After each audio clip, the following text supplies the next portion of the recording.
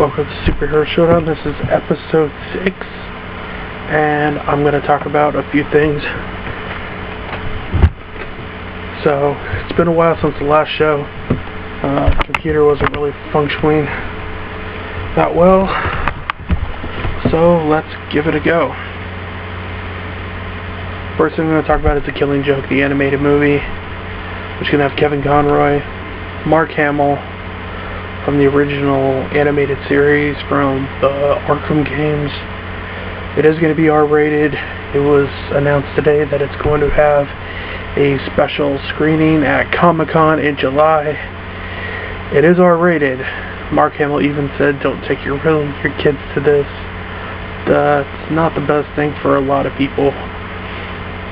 For those of you unaware of The Killing Joke is one of the most violent Batman stories I've ever read. If you ever wonder why Barbara Gordon is paralyzed, you find out in that why it is. It has a very famous line from the Joker, where the Joker really says that Batman is just one bad day away from being him. I'm really excited because I love Mark Hamill as the Joker. He's the best Joker I've ever heard. Very gifted in that way. Kevin Conroy is the best Batman, and the story is going to be really well. DC, sometimes they put out good animated movies, sometimes they don't, and this one looks like, from the trailer that I saw, it looks like it's going to be really good. I'm a big Batman supporter. I'm hoping it's really good, but normally Batman animated movies don't really disappoint me, except I wasn't a big fan of Batman the Bad Blood, which just came out. But Batman vs. The Killing Joke, especially when you bring back Kevin Conroy and Mark Hamill, it brings back the old school fans. Like for me, growing up watching Batman the Animated Series, it's just when you hear Kevin Conroy as Batman, it just brings you back to that time when you were small and you were super into Batman. And just this version of the Joker, it's kind of, Heath Ledger as the Joker, and then Jared Leto's Joker kind of pulled from him. He was very dark, yet comical, and he weaved it together, intertwining it to make one of the best Jokers I've ever seen. And for somebody that's been doing it for 20 years, he's been playing the Joker for 20 years, so obviously he's doing something right. And I'm really happy that they decided to make The Killing Joke, and if you made it not R-rating, it wouldn't have the same effect. If you're actually playing Batman Arkham Knight, there's special scenes in there that derive from that, and you actually get a little bit of The Killing Joke. But if you haven't read The Killing Joke, I would recommend getting it. It's a very good comic, very good. I think they have it in trade paperback and hardback. I got it from the library the first time I ever read it, because I had so many comic book people tell me that I should read The Killing Joke, because it'd be really good. So, that's the first thing I wanted to talk about. And next thing on the list, sorry, I got some notes. I'm trying to do notes, that way I actually remember a couple things. So, next on the list is we're going to talk about all the names that were basically made for Justice League. Jeff Johns just got put in charge of the DC movie and TV and comic universe, so he's kind of pulling himself in different ways. After the whole Batman vs. Superman fiasco, they're really trying to scratch their heads, because a lot of fans just thought Superman's too dark, too brooding, the movie really didn't make sense. So here are some of the titles that last week were brought up that they could be. Now Jeff Johns says he might just have them just call it Justice League, but me personally, I think you should have a cool title name to go with it. So here are some of the names that were brought up. Justice League United, which Justice League United, it's kind of like Unite the Seven, that's what a lot of the posters said, but it kind of sounds like Justice League Unlimited a little bit. I ain't gonna lie. Justice League Angels and Demons, I don't think a name like Angels and Demons is good. It sounds a lot like those Dan Brown books about religion and stuff. And Justice League Angels and Demons is kind of like you're saying all superheroes are angels and all the bad guys are demons, and there's no in-between point. So to me, that's a really bad title. There's also Justice League Gods Among Us, which is the title of a video game that came out, which was like a Mortal Kombat-esque game where you could be villains or heroes fighting each other, alternate universe, alternate timeline, and Gods Among Men. I think out of all those titles, I actually prefer Gods Among Men because a lot of the Justice League are metahumans, whether it be Martian Manhunter, Superman, Hawkgirl, Hawkman. There's Captain Atom is considered a metahuman, so is the Flash, Zatanna. Down the line, you know they're going to bring in more Justice League people. It's like the Avengers.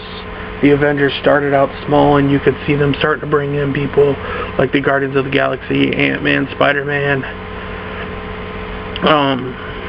You know Captain Marvel's coming. Doctor Strange will probably be in there at some point. Maybe Daredevil. You never know. So some of those titles are interesting. I'm kind of curious with Jeff Johns now in charge of DC, where it's going to go. Who's going to be in charge. So we're really going to have to see if DC can actually pull out, because in the 70s and 80s and even the 90s, DC had the movie market completely cornered when it came to their superhero stuff. And Marvel, it started with Blade in 1998, but ever since then Marvel's really been able to upstart DC, and DC's had a lot of missteps. Superman Returns, the Green Lantern movie, Watchmen wasn't really a critical success, neither was Man of Steel. A lot of fans hated it. The backlash for Batman vs. Superman has been pretty bad as well, so we'll see if they can get out of there. Now, I was reading online this week, and I found out there was an alternate role for Wolverine in X-Men Apocalypse. First, I'm going to say, I loved X-Men Apocalypse.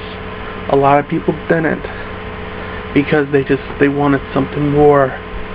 But Apocalypse has never been a deep villain. Granted, a lot of his powers, and I thought having Apocalypse in there, without Cable, without Bishop, without Tyler, didn't really make sense. But you did have Psylocke in there. You had Archangel. But originally, Wolverine was supposed to have the role that Mystique had. Wolverine wasn't supposed to be, you weren't supposed to go and see the Weapon X program. You were supposed to go, and he was actually going to unite the team, train the team, and it was going to be completely different. But especially Bryan Singer wanted Mystique to have that role, which to me doesn't make sense, because Mystique has always been with Magneto, Brotherhood of the Evil Mutants, a villain. And another movie happened. I'll touch on that later, because I'm going to talk about Mystique later on. But originally that was Wolverine's role. He was going to train them and have a much bigger role instead of being in there for 2 to 3 minutes slaughtering people. It could have been a bigger role, but it wasn't, which isn't a big deal, because Wolverine's been 15, 16 years he's been Wolverine. Wolverine 3 looks like it's going to happen, and Wolverine 3 is going to be R-rated. It's going to be Old Man Logan, and you're going to have some pretty big villains in there. They're going to bring back Liev Schreiber as Sabretooth, so I'm excited. Maybe Deadpool will make an appearance, because I really think at some point before Hugh Jackman stops being Wolverine, you have to have an interaction between Wolverine, Deadpool. It has to happen, because in the comics they always went back and forth, and Deadpool always making fun of Wolverine. It was hilarious. I loved it. It was actually pretty cool. Now I'm going to talk about 2 people. Alright, if you haven't seen X-Men Apocalypse, sorry, it's a spoiler. The post-credit scene, a lot of people didn't understand it. You have 3 vials in there. On the top it says SX. SX is the last name of Mr. Sinister. Mr. Sinister is a really cool villain, and he's obsessed with Jean Grey. Jean Grey and Cyclops. So, planting the seeds of bringing Mr. Sinister in, and Sinister always had a way to bring back Apocalypse, and he dealt with the Savage Land. So we could see the Savage Land, we could see Sauron, we could see that whole area, and there's a lot of storylines that he actually had a good part in. I always liked Mr. Sinister. I thought he was a really cool bad guy. So they planted the seeds for having Sinister in there, but Sinister could also be an X-Men movie, he could be in a Wolverine movie, he could be in a Deadpool movie, because Deadpool don't like him either. So those are 3 possible movies that Mr. Sinister could be in. Followed up, one of the other vials was for Deadpool, and the other one is the X-23 vial. Now for those who don't know who X-23 is, she is the female Wolverine, has regenerative powers just like Wolverine, has claws just like Wolverine, and is a female clone, because what happened was, if you don't know X-23's backstory, is they were trying to recreate the Weapon X serum and find a way to clone Logan, clone Wolverine. They couldn't do it because of the X chromosome, because the Y chromosome, so they switched it to females, and once they did that, they were able to clone using this doctor's blood tissue and Wolverine's blood, creating X-23, and she was actually held in captivity until she was 16, and then Pimp found her, and she got stuck being a prostitute, and she had like mutilation problems, and she kept healing, and eventually she joins the X-Men. So that could be really cool to have both X-23 and Mr. Sinister going forward, because now that Bryan Singer says he wants to take a break from doing X-Men movies, they got to go in different directions. I like Matthew Vaughn when he did First Class, but if you bring in people like Mr. Sinister and X-23, new life, continue the series, that's all I want. Now next is something everybody's been talking about. It's who should play Cable in Deadpool 2. They've already announced Cable's going to be in Deadpool 2. So some of the people that have been brought up, you have Ron Perlman, known for Hellboy, Sons of Anarchy. He was in Blade 2. People think that he looks just like Cable. I don't know the actor's name, but he was the villain in Avatar. He's been brought up. There's been a couple names of people that have been brought up. I don't know exactly who should play Cable, but you have to have Cable. Cable should have been an X-Men Apocalypse, because him and Apocalypse are intertwined, but him and Deadpool are like this. So bringing him into the fold could really help out, and that leaves it up, that opens it up for X-Force, which is in development by Fox right now, which should be really good. And I just want a really credible actor to come in. I don't want you to get somebody who's just like a popular, like, I'm afraid they're gonna get somebody like a Tyrese or a Common, or they're just gonna get somebody who's like flashy in the news now. But hopefully Fox will learn from past experiences, like when Multiple Man was Will.i.am in X-Men Origins, and you got to get the right person to play Cable. But if you got a Ron Perlman, you only got a couple years with him. If you got a younger person that looks like Cable, and don't get a wrestler, because that's a bad idea. Batista works in Guardians of the Galaxy, but not for this. So if you got a good person, you can get 10-15 years out of him, and that way you need somebody good who plays off Ryan Reynolds, because Cable is always the brooding character, and Ryan Reynolds is the slap-sticking character that he's always been. So I really didn't give a definitive answer who should play Cable, but you never know who they're going to pick, because I go back to the Doctor Strange thing. Originally, Doctor Strange, everybody thought Joaquin Phoenix, Ryan Gosling was going to be him. Then out of nowhere, Benedict Cumberbatch came out. Lex Luthor, everybody thought it was going to be Bryan Cranston, and then we got Jesse Eisenberg. Nobody thought Ben Affleck was going to be Batman. You never know who the studio is going to pick for these roles. You never really know who's going to come up. It's just kind of weird who gets cast in these movies. Never thought the chick from The Hunger Games would be Mystique. So, and remember, Hugh Jackman used to be a Broadway person. So, you never know with these movies. Okay, next on here, Bryan Singer wants to make an X-Men movie with the original cast. So your James Marsden as Cyclops, Halle Berry as Storm, Famke Janssen as Jean Grey, Hugh Jackman as Wolverine, Patrick Stewart, Ian McKellen. He wants all the old school people to come back.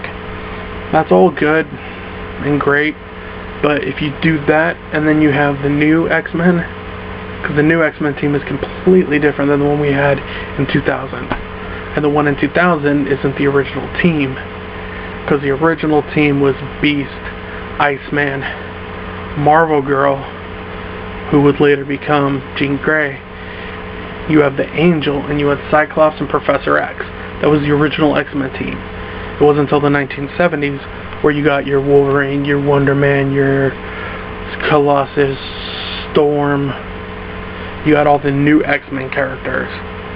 And it wasn't until the 90s where you got people like Nightcrawler and Jean Grey and Bishop and Gambit. So it's all up in the air. He wants to do that. I would have no problem with it if it was the right story. But you have to, with what they did in Days of Future Past, it wouldn't make sense. But this is all just Bryan Singer talking out loud. Directors do this sometimes. They're like, oh, I would love to make this movie. But it was just right place, right time. He also wants to make a Mystique movie. Me personally, I'm getting Mystique fatigue. She's been such in this new trilogy they did, First Class, Days of Future Past, X-Men Apocalypse, they put so much emphasis on her that you didn't have time to really develop and care about certain characters, like Havoc. They could have put more time into Beast, and they did really good with Charles and Eric. But they put too much emphasis, and what else could you really do? Well, one thing is, in the comics, which I don't know why they never done this in the movies, Rogue is her daughter, and Nightcrawler is her son. So she has 2 kids, just like Magneto does. Magneto's kids are Scarlet Witch and Quicksilver. But Mystique, they never really divulged. Like, there's always scenes between Mystique and Nightcrawler, but they never put it together. Just like Professor X's brother is the Juggernaut, and in X-Men 3 they didn't even mention that, which is one of the worst portrayals of the Juggernaut I've ever seen. One of the worst lines in that movie is, "I'm the Juggernaut, bitch." So I would really I don't think I'd want a Mystique movie. There's other X-Men characters I think would be better to do, like maybe Colossus would be really cool to diverge into that.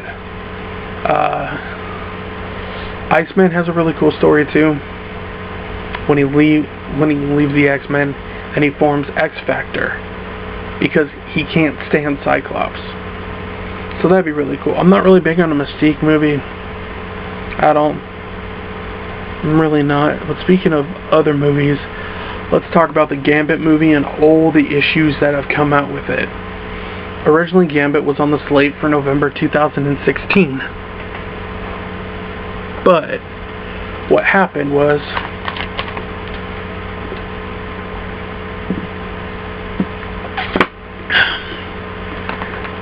at the same time, Deadpool was in production. They were both in production at the same time. Deadpool was on a budget for $30 million, and it was the #1 grossing rated R movie ever made, bar none. Gambit had a budget of $140 million for Gambit, a movie that doesn't need that high of a budget. And one of the bad things they really did was, right now I'm going to defend X-Men Origins Wolverine. X-Men Origins Wolverine, Taylor Kitsch was the best part of that movie. Gambit was awesome in that movie. They got Gambit perfect. The swagger, the thievery that he was, his stick, the look, it reminded me of the 90s cartoon. If you look at the 90s cartoon in every comic book iteration of Gambit, and then you look at Channing Tatum, frickin' Stomp the Yard and 21 Jump Street, all that crap, he is not meant to be Gambit. Now, he says he's a fan of the source material, but Mr. Magic Mike, what he did is he wanted executive producer credits. So, him and the director, something happened and they lost their director. They haven't been able to get another director. The writer left the project, and now it's been completely pulled off the schedule from Fox. So, I think with Gambit, they need to lower their budget, and I don't know if having Channing Tatum as Gambit is the best thing. He could go on and do other movies, but maybe they should just recast, find somebody else, because a lot of the budget was his salary. And I don't know that many fans, literally, who actually wanted him to play Gambit. I didn't, but I would love to see Taylor Kitsch in that role. But Channing Tatum has gotten better with his acting, but I don't see him as Gambit. I don't want him as Gambit. And I really don't know if a Gambit solo film would be good right now. I think what they should do first is introduce him into the X-Men universe, see if the fans pick up with him, and then give him a solo film. I think that's the best thing to do when it comes to the X-Men. See if they like him enough, and then get a film. Deadpool was introduced in X-Men Origins before he ever had a movie. Wolverine was introduced in 2000 and didn't get his first movie until 2008. So, think about it. Alright, and this week we got some information regarding the Sam Raimi Spider-Man movies, which are considered my favorites. I love Spider-Man, Spider-Man 2. I like Spider-Man 3. There is problems with it, but Venom is one of my favorite Spider-Man characters. But they released some stuff based on if Sam Raimi in 2010, if he would have actually done Spider-Man. Instead, we got The Amazing Spider-Man with Andrew Garfield, which I did not care for. There wasn't really big action sequences in there. I didn't think the story was that good. And then, of course, Spider-Man, The Amazing Spider-Man 2 was a fucking train wreck. Too many villains, not put in the right spot. Sony wouldn't keep their fingers out of it, which is why now Marvel has the ability to control where the Spider-Man movies are going. So, what was going to happen was you are going to get... These are the villains that they said would have been in the movie. Two of the villains they cast. They did character sketches. You can find them online. They did molds for the costumes. Okay, so they were going to have John Malkovich as the Vulture. But not like the Vulture from the Spider-Man the Animated Series, where he's kind of cartoony. They were going to upgrade it and make him more of a menace. Something to be feared. I would have loved to see what John Malkovich could have done with the Vulture character.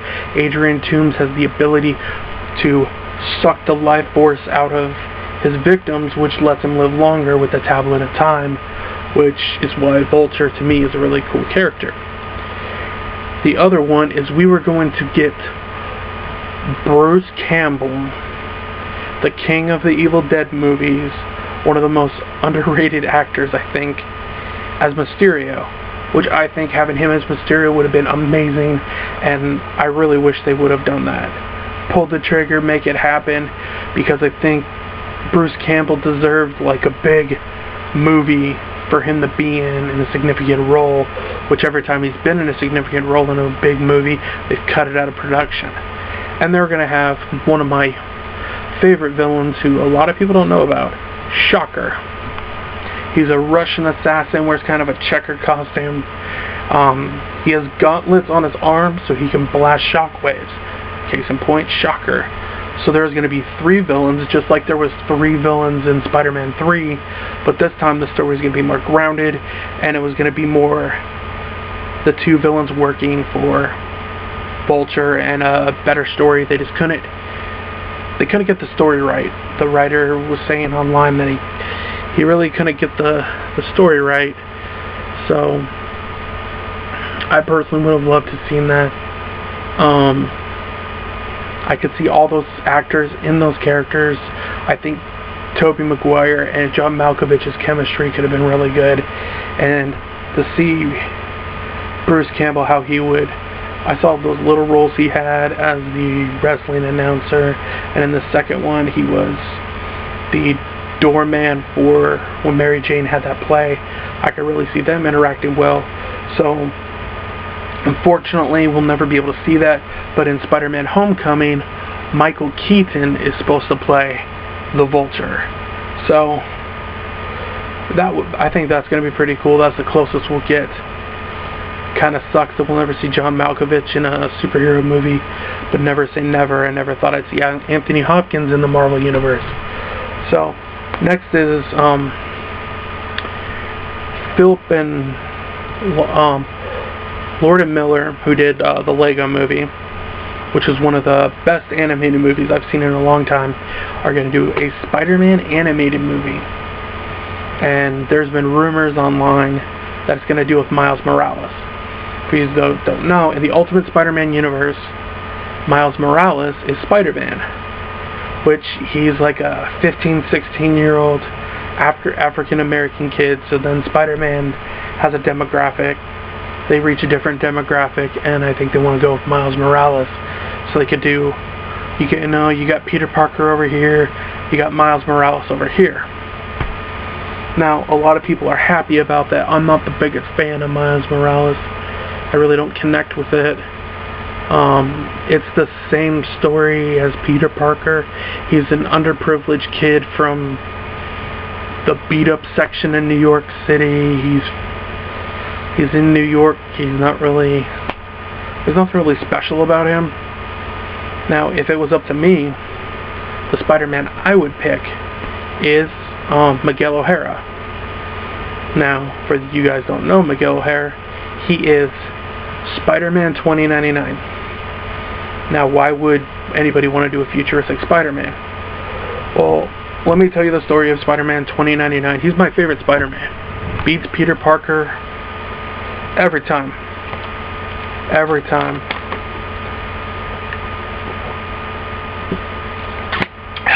I own every Spider-Man 2099 comic there is. I read all the crossovers when they brought him back. He must have been a really good character if from 1996 until 2014 the comic was dead. Never mentioned anything.